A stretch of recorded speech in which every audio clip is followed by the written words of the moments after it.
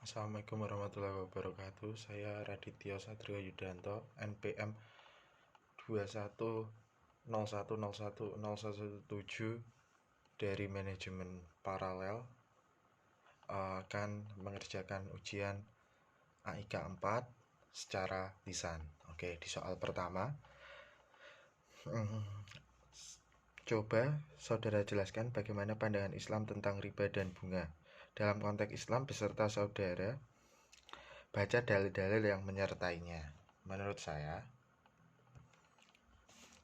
sebagai kaum Islam sebaiknya kita menghindari transaksi yang mengandung unsur riba karena tidak sesuai syariat Islam. Sebaiknya kaum Muslim dan Muslimah menggunakan produk dan jasa bank syariah yang sesuai dengan syariat Islam, karena syariah yang menggunakan sistem bagi hasil lebih memberikan keuntungan bagi kedua belah pihak dan yang pasti halal. Sampai sekarang masih banyak masyarakat yang memiliki persepsi yang berbeda-beda tentang bunga bank itu tergolong riba atau bukan. Ada yang menyatakan bunga bank itu tidak sama atau bukan tergolong riba. Ada juga yang menyatakan bahwa bunga bank itu sama atau tergolong riba. Walaupun ada perbedaan pendapat tentang bunga bank, dari dulu riba itu sudah jelas dilarang dalam hukum Islam. Dasar hukum pelarangan riba terdapat dalam firman Allah Quran Surat Al-Baqarah ayat 275. Al-zina ya kuluna riba la ya kumuna illa kuma ya kuma laziyata khabatu syaitanu minal mash zalika ba innahum qalu inamal bai mislur riba wa Allahul bai'a wa haramar riba faman jahu mauizatum mir rabbihi fanatoha falahu masalaf wa amruhu illah wa man adafu ulaika ashabun nar hum fiha khalidun. Yang menjelaskan orang-orang yang makan atau mengambil riba tidak dapat berdiri melainkan seperti berdirinya orang yang kemasukan syaitan lantaran tekanan penyakit gila. Keadaan mereka yang demikian itu adalah disebabkan mereka berpendapat sesungguhnya jual beli itu sama dengan riba, padahal Allah telah menghalalkan jual beli dan mengharamkan riba.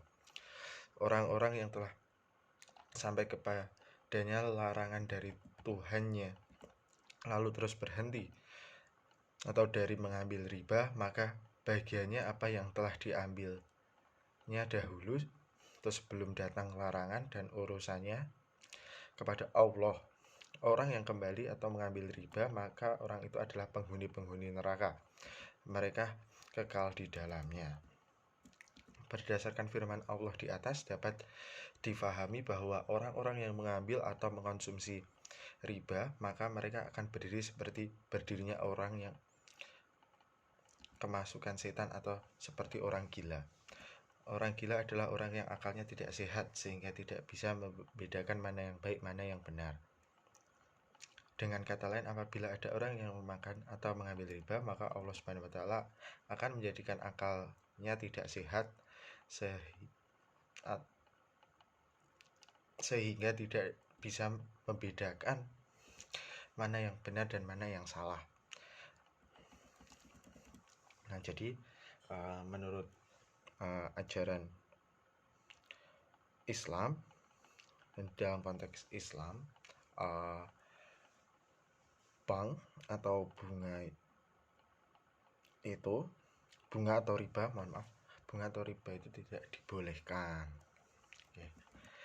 Untuk soal kedua ada, coba saudara jelaskan bagaimana bank dan perusahaan penanam modal Islam bersaudara baca dalil-dalil yang menyertainya.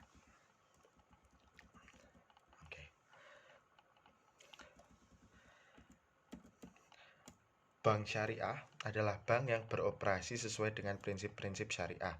Implementasi prinsip syariah inilah menjadi pembeda utama dengan bank konvensional. Pada intinya, prinsip syariah tersebut mengacu kepada syariah Islam yang berpedoman utama pada Al-Quran dan hadis Islam. Sebagai agama merupakan konsep yang mengatur kehidupan manusia secara komprehensif dan universal, baik dalam hubungan dengan Sang Pencipta maupun dalam hubungan sesama manusia.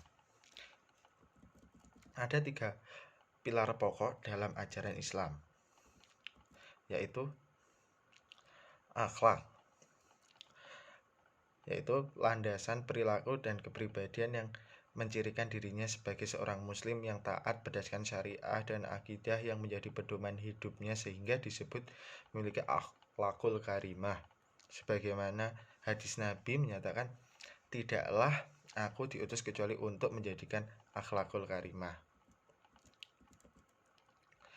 Cukup banyak tuntunan Islam mengatur tentang kehidupan ekonomi umat, antara lain secara garis besar adalah sebagai berikut. Poin pertama, tidak memperkenalkan berbagai bentuk kegiatan yang mengandung unsur spekulasi dan perjudian, termasuk di dalamnya aktivitas ekonomi yang diyakini akan mendatangkan kerugian bagi masyarakat. Poin kedua, harta harus berputar atau diniagakan, sehingga tidak boleh hanya berusaha pada segelintir orang, dan Allah sangat tidak menyukai orang yang menimbun harta sehingga tidak produktif, dan oleh karenanya bagi mereka yang mempunyai harta yang tidak produktif akan dikenakan zakat yang lebih besar dibanding jika diproduktifkan. Poin ketiga, bekerja dan mencari nafkah adalah ibadah dan wajib dilakukan sehingga tidak seorang pun tanpa bekerja yang berarti siap mendatangkan risiko dapat memperoleh keuntungan atau manfaat atau bandingan dengan perolehan bunga bank dari deposito yang bersifat tetap dan hampir tanpa risiko. Poin keempat, dalam berbagai bidang kehidupan termasuk dalam kegiatan ekonomi harus dilakukan secara transparan. Kelima, adanya kewajiban untuk melakukan pencatatan atas setiap transaksi khusus yang tidak bersifat tunai. Poin keenam, zakat sebagai instrumen untuk memenuhi kewajiban penyisihan harta yang merupakan hak orang lain yang memenuhi syarat untuk menerimanya. Dan poin terakhir, sesungguhnya telah menjadi kesepakatan utama ahli fikih dan Islamic banker di kalangan dunia Islam yang menyatakan bahwa bunga riba adalah riba dan riba diharamkan. Dalam operasionalnya, perbankan syariah harus selalu dalam koridor prinsip-prinsip sebagai berikut. 1. Keadilan, yaitu yakini berbagai keuntungan atas dasar penjualan real sesuai kontribusi dan risiko masing-masing pihak. 2. Kemitraan, yang berarti posisi nasabah investor atau penyimpan dana dan pengguna dana serta lembaga keuangan itu sendiri sejajar sebagai mitra usaha yang saling bersinergi untuk memperoleh keuntungan. Poin ketiga, transparansi. Lembaga keuangan syariah akan memberikan laporan keuangan secara terbuka dan berkesinambungan agar nasabah investor dapat mengetahui kondisi dananya. Poin keempat, universal, yang artinya tidak membedakan suku, agama, ras, dan golongan dalam masyarakat sesuai prinsip Islam sebagai rahmatan lil alamin.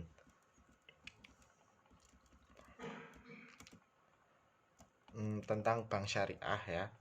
Ini apabila syariat sudah dijalankan pada perbankan syariah, maka akan terwujud bank syariah yang murni syariah sehingga mendapat ridho Allah Ta'ala sesuai dengan Quran Surat Al-Baqarah ayat 208. Jadinya bank syariah ini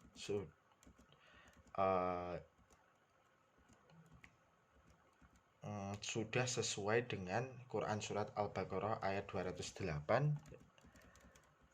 Ya ayyuhallazina ya ayyuhallazina aman nudkhulu fis silmi khafat tawalla tattabi'u kustuwat si syaitan innahu lakum aduwwum mubin, yang berarti hai orang-orang beriman, masuklah ke dalam Islam keseluruhan dan janganlah kamu turut langkah-langkah. Ini penjelasan dari tentang bank syariah maupun organisasi Islam, perusahaan Islam. Jadinya bisa dijalankan asalkan mengikuti syariat-syariat Islam sesuai apa yang tadi saya jelaskan. Untuk soal nomor 3, jelaskan kredit konsumtif dan non konsumtif dalam Islam beserta baca dalil-dalil yang menyertainya. Kredit konsumtif adalah kredit atau pinjaman yang dimaksudkan bukan untuk kebutuhan atau kegiatan yang menghasilkan, melainkan keinginan semata. Mengajukan pinjaman dengan maksud konsumtif tidak dapat memberikan peluang keuntungan atau hasil apapun. Jadi kredit yang digunakan memang untuk keperluan seperti keseharian, gaya hidup, untuk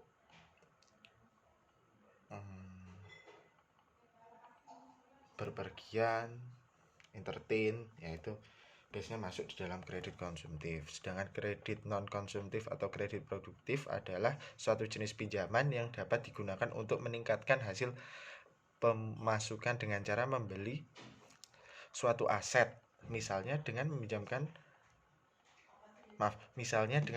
menggunakan uang kredit produktif atau non konsumtif untuk membeli properti yang bisa disewakan atau menjadikannya modal usaha sehingga mendapatkan uang. Jadinya kredit produktif atau non konsumtif ini digunakan untuk biasanya usaha, untuk investasi jangka panjang, misalnya membeli, ya tadi saya menyebutkan membeli kontrakan atau membeli rumah habis itu dikontrakkan, membeli kios pasar habis itu disewakan, membeli tanah itu harapannya suatu saat nanti harga tanah itu naik.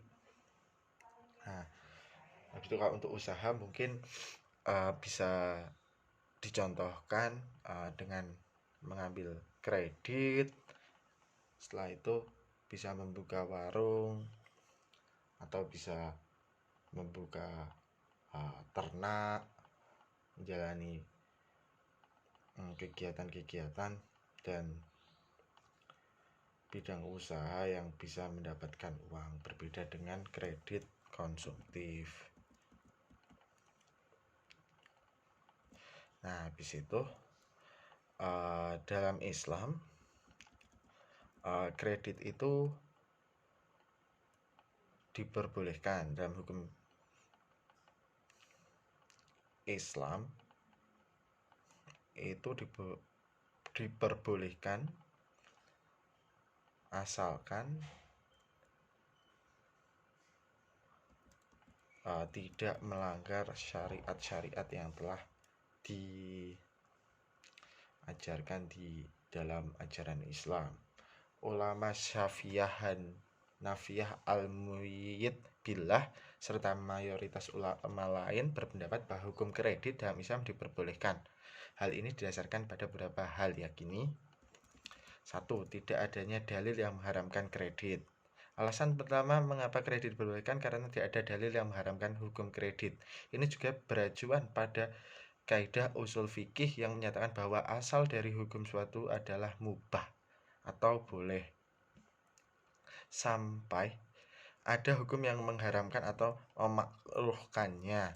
Perlu diketahui, mengharamkan suatu tanpa dalil yang kuat itu tidak diperbolehkan, sama saja dengan menghalalkan perkara yang haram. 2. Firman Allah membolehkan utang piutang. Praktik kredit sama dengan utang piutang, sedangkan Allah Ta'ala juga memperbolehkan hukum berhutang piutang asalkan tidak ada unsur penambahan bunga. Ini dijelaskan pada surat Al-Baqarah ayat 282 yang berbunyi, hai orang-orang yang beriman, apabila kamu berhutang dalam waktu yang ditentukan, hendaklah kamu menuliskannya, dan hendaklah seorang penulis di antara kamu menuliskannya dengan benar. Maka janganlah penulis menolak menuliskannya sebagaimana Allah telah mengajarkan kepadanya, dan hendaklah orang yang berutang itu mendiktekan, dan hendaklah ia bertakwa kepada Allah Tuhannya, dan janganlah ia mengurangi sedikit pun daripadanya. Jika orang yang berhutang itu lemah akalnya atau tidak mampu mendiktekan sendiri, maka hendaklah walinya mendiktekannya dengan benar, dan persaksikanlah dengan 2 orang saksi laki-laki di antara kamu. Jika tidak ada, maka boleh seorang laki-laki dan 2 orang perempuan dari orang-orang yang kamu sukai di antara mereka, agar jika seorang lupa, maka yang lain lagi mengingatkan. Dan janganlah saksi itu menolak jika dipanggil, dan janganlah kamu bosan menuliskannya untuk waktunya, baik hutang itu besar atau kecil. Yang demikian itu lebih adil di sisi Allah, lebih dapat menguatkan persaksian, dan lebih mendekatkan kamu kepada ketidakraguan. Kecuali jika muamalah itu berdagang tunai yang kamu jalankan di antara kamu, maka tidak ada dosa bagi kamu jika kamu tidak menuliskannya. Dan ambillah saksi apabila kamu berjual beli, dan janganlah penulis dan saksi dipersulitkan. Jika kamu lakukan dengan demikian, maka sesungguhnya hal itu adalah suatu kefasikan pada dirimu, dan bertakwalah kepada Allah. Allah memberikan pengajaran kepadamu, dan Allah Maha mengetahui segala sesuatu. Quran surat Al-Baqarah 282. Nah, habis itu ada tata cara kredit menurut Islam. 1. Tidak boleh menjual belikan barang-barang ribawi. Syarat pertama, tidak boleh melakukan transaksi barang-barang ribawi. Barang-barang ribawi adalah barang yang apabila diperjualbelikan atau ditukar tidak sesuai syariat agama, maka menimbulkan transaksi riba. Barang yang termasuk ribawi yakni uang, perak atau emas, kurma, gandum, garam, dan sejenisnya. Barang-barang di atas harus diperjualbelikan secara tunai atau kontan. Hal ini didasari oleh hadis yang diriwayatkan dari Ubah bin Ash-Shomit radhiyallahu, beliau berkata, Rasulullah wassalam bersabda, emas dengan emas, perak dengan perak, gandum dengan gandum, jawawut dengan jawawut, kurma dengan kurma, dan garam dengan garam. Tidak mengapa jika dengan takaran yang sama dan sama berat serta tunai. Jika jenisnya berbeda, maka jualah sesuka hatimu asalkan dengan tunai dan langsung serah terimanya. 2. Barang yang dijual adalah milik sendiri. Seorang penjual harus menjual barang yang dimilikinya sendiri. Tidak diperlukan penjual mengkreditkan barang yang bukan haknya. Misalnya saja dropshipping. Ini sebenarnya menuai kontroversi. Ada menjual barang yang Anda sendiri tidak tahu kondisinya. Pengirimnya juga dilakukan lewat seller pertama. Anda hanya sebagai perantara. Hal itu bisa jadi menyebabkan timbulnya masalah pengirim, entah terlambat atau mungkin hilang. Hal-hal yang merugikan pembeli ini bisa menimbulkan dosa. 3. Serah terima barang harus dilakukan tepat waktu. Biasanya dalam sistem kredit, barang diberikan ke pembeli saat pembayaran uang muka. Hal ini harus dilakukan tepat waktu, tidak boleh ditunda-tunda. Sebab bagaimanapun juga pembeli sudah memiliki hak terhadap barang tersebut kecuali ada perjanjian tertentu. 4. Waktu tempo pembayaran harus jelas. Dalam sistem kredit yang terpenting adalah perjanjian. dan catatan tentang prosedur transaksi tersebut, termasuk waktu tempo pembayaran juga harus jelas. Dengan demikian tidak akan terjadi pertikaian. 5. Apabila terlambat, tidak boleh ada sistem penambahan bunga. Dalam bertransaksi sistem kredit, jangan sampai Anda memberlakukan penambahan bunga saat pembeli terlambat membayar. Ini bisa membuat Anda terjerumus ke dalam riba yang termasuk dosa besar. 6. Harga berlipat dari pembayaran cash boleh asal tidak berlebihan. 7. Kesepakatan dua belah pihak. 4. Jelaskan hubungan antara zakat dan inflasi serta bacakan dalil-dalil yang memperkuat jawaban saudara. Inflasi sudah pasti mempengaruhi kesenjangan ekonomi, dan zakat adalah satu hal yang bisa dilakukan untuk membantu meningkatkan perekonomian. Selain zakat, ada sebuah konsep yang mengantisipasi kesenjangan ekonomi, yaitu seperti pada zaman Khalifah Utsman bin Abdul Aziz, yaitu dengan wakaf.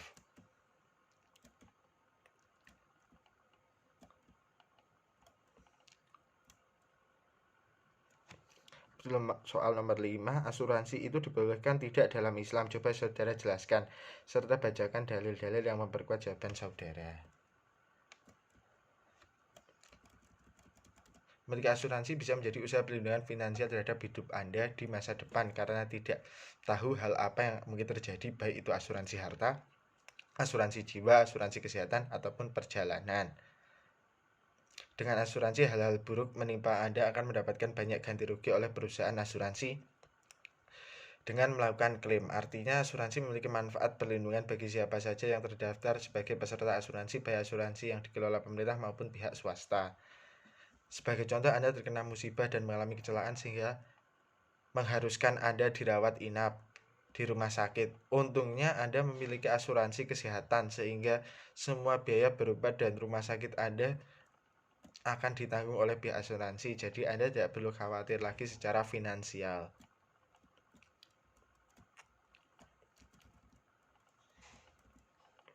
Hanya saja tidak semua masyarakat Indonesia sadar akan pentingnya asuransi sebagai bentuk perlindungan diri pribadi. Bahkan sebagian umat masyarakat masih memandang asuransi sebagai unsur merugikan, bertentangan dengan agama. Terkait hal ini, asuransi di Indonesia ternyata telah memiliki fatwa dari Majelis Ulama Indonesia. Berikut fatwa dari MUI tentang asuransi.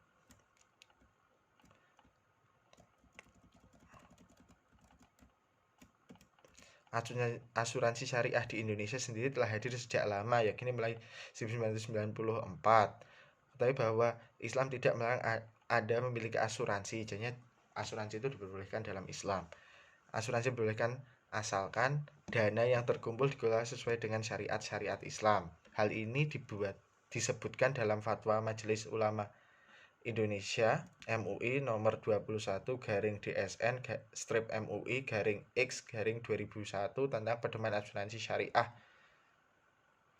Fatwa tersebut membuat tentang bagaimana asuransi yang sesuai dengan syariat agama Islam. Berikut poin-poinnya. Bentuk perlindungan. 2. Unsur tolong menolong. 3. Unsur kebaikan. 4. Berbagi risiko dan keuntungan.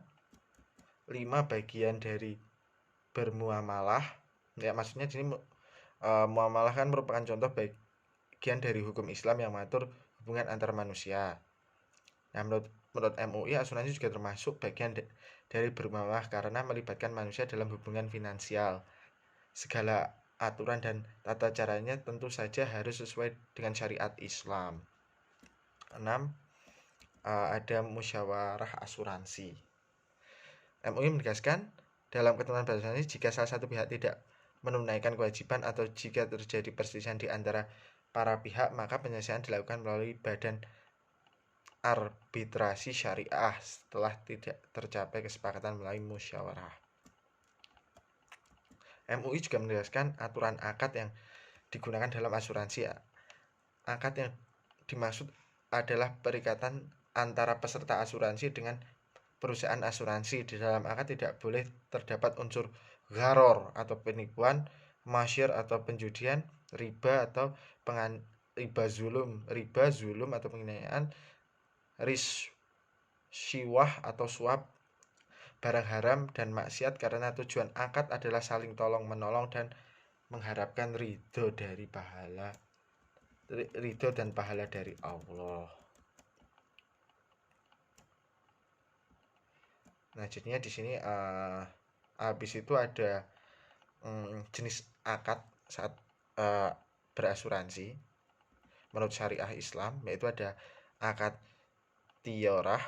Akad tiorah adalah semua bentuk akad yang dilakukan untuk tujuan komersial. Maksud tujuan komersial ada acuan syariah adalah mudharabah, yakni investasi yang dilakukan oleh perusahaan asuransi yang dananya didapati dari dana premi. Peserta asuransi hal ini dilakukan guna mendapat keuntungan karena dalam asuransi syariah perusahaan asuransi diwajibkan melakukan investasi. 5. Akad tobaru. Akad tobaru adalah semua bentuk akad yang dilakukan dengan tujuan kebajikan dan tolong-menolong. Bentuk hanya untuk tujuan komersial. Dana premi yang terkumpul menjadi dana hibah yang dikelola oleh perusahaan asuransi. Selanjutnya, dana hibah yang terkumpul digunakan untuk klaim asuransi bagi peserta yang terkena musibah.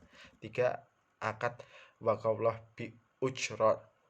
Akad waqafah adalah di mana peserta memberikan kuasa kepada perusahaan asuransi dengan imbalan pemberian fee. Sifat akad waqafah adalah amanah dari perusahaan asuransi hanya bertindak sebagai wakil atau mengelola dana sehingga perusahaan tidak menanggung risiko terhadap kerugian investasi. Selain itu juga tidak ada pengurangan fee yang diterimanya oleh perusahaan kecuali karena kecerobohan atau wan prestasi. Jadinya asuransi itu menurut hukum Islam bisa diselenggarakan asalkan sesuai dengan syariat-syariat yang telah ditetapkan dan tetap berdasarkan hukum Islam. Nah, cukup sekian apa yang saya sampaikan dalam ujian akhir semester ini. Maaf jika ada salah dan masih banyak kekurangan. Wassalamualaikum warahmatullahi wabarakatuh.